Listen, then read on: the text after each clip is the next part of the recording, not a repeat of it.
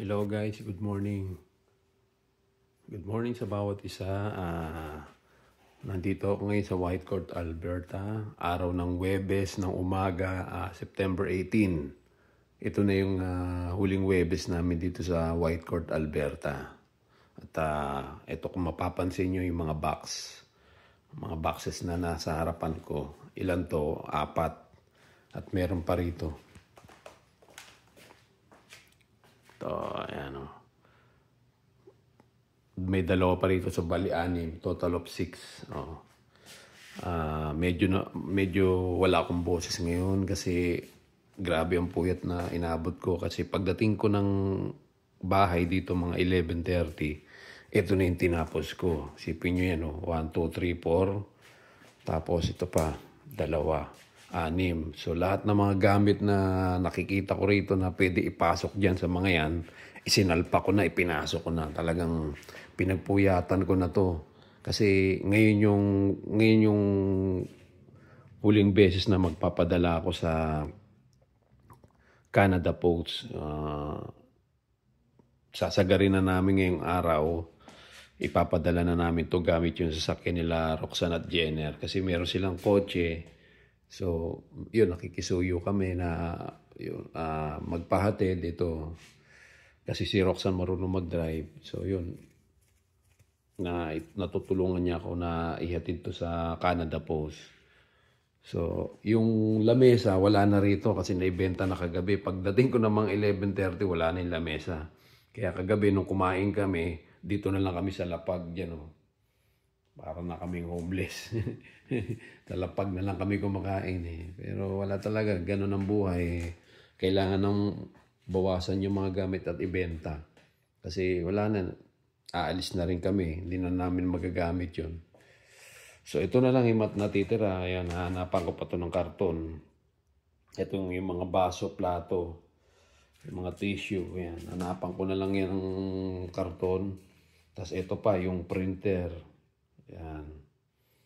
Tapos yung microwave. Alam ko yung microwave, may karton din to Pero siguro sa Friday, magre-rent na lang kami ng taxi para maipadala ito sa sa Canada Post, itong microwave at saka yung printer.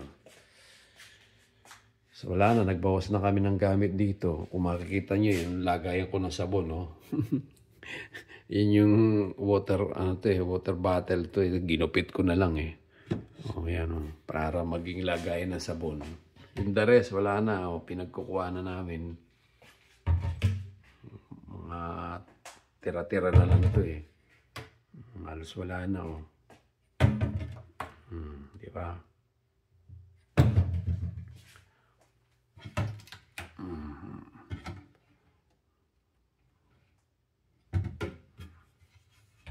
Tapos ubusin na lang namin ito loob ng ref. Kasi hindi na kami mag-grocery dahil hanggang Friday na lang kami rito. Sabado, uwi na, kaalis na kami. Sabado ng umaga. Yan, the rest dyan, pagka itapon na. Pag hindi na nakain, tatapon na. Wala na. Diba?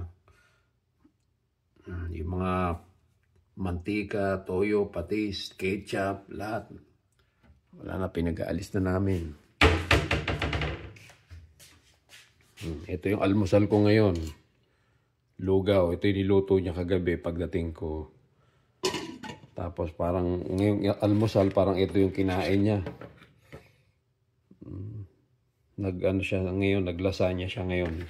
Yan yung almusal ni Arlene. Mamaya, magtitimpla na ako ng kape.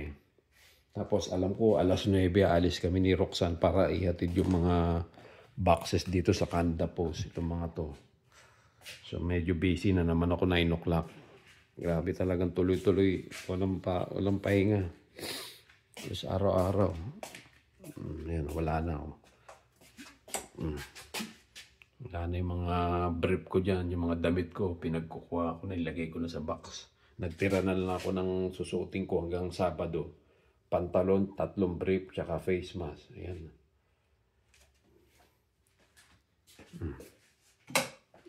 Wala na. Diba?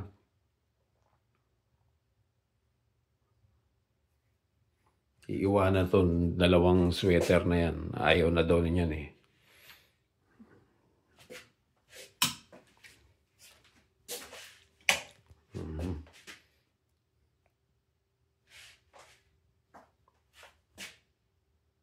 Bawas na yung mga gamit.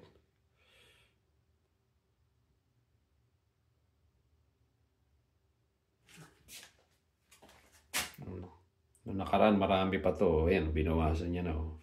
Yung mga gagamitin na lang ang tinira niya. Dadalhin din namin yan, yung basurahan. Tsaka yung pangkiskis ng inidoro. Tsaka yung tabo, itong pinakamamahal niyang tabo, dadalhin din namin to. Dadalhin namin yan sa BC. Kasi mahal na mahal niya yung tabo na yan eh.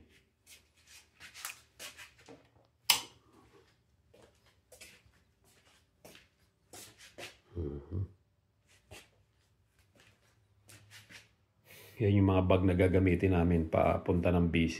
Yan yung Wilson, tsaka yung Champion.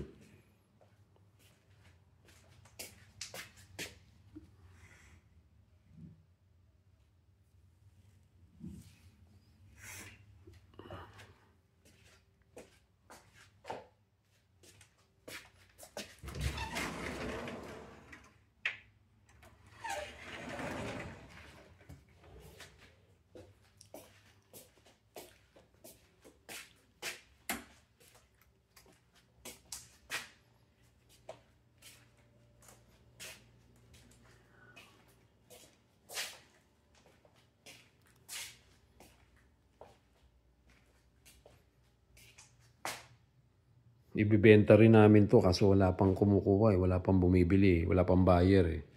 Ito, ibibenta ko na rin daw kay Madam Lynn. Sabi niya kung bibili niya raw ng 50. Yung bike ko sayang. Gusto ko pa naman sana eh. Pero walang no choice. Kailangan na bibenta.